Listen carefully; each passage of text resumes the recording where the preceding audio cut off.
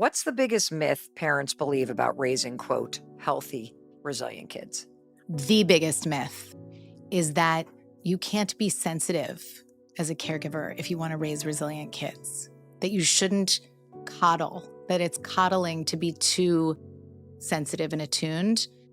And so what happens is you get extremes in resilience, in attempts to build resilience. You either get the, I'm not going to acknowledge this because this is hard and this kid has to experience hard things, or you absolutely get an overcorrection of, I don't want them to experience any hard things.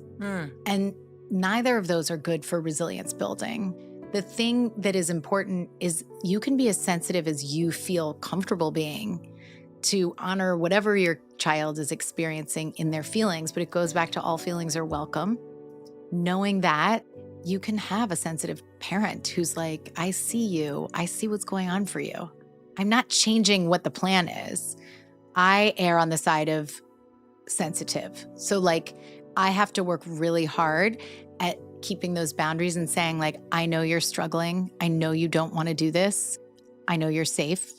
I'm here for it if you want to cry about it, but then you're still going because I hate you, Mom. Totally. Because I would hear that. I'd see the welled up eyes and my inclination would be to say like, I don't want you to feel that feeling and I want you to know that you're safe with me. So I don't want you to experience that. So I'm not going to make you do it. And then that grows fragility. Oh, I completely screwed this up, by the way. This was one of the big mistakes I made as a parent. Because if your child was uncomfortable, you were like, oh yeah, you don't have to do it. that. You can sleep on the floor for 6 months, which only made the anxiety and the fear way bigger. Yes. It's really hard. But then on the other side of it, the thing to be careful about is if you're a person who's like, I don't feel that sensitivity and connection.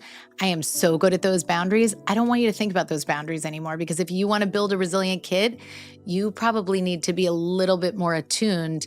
You've got the boundaries down.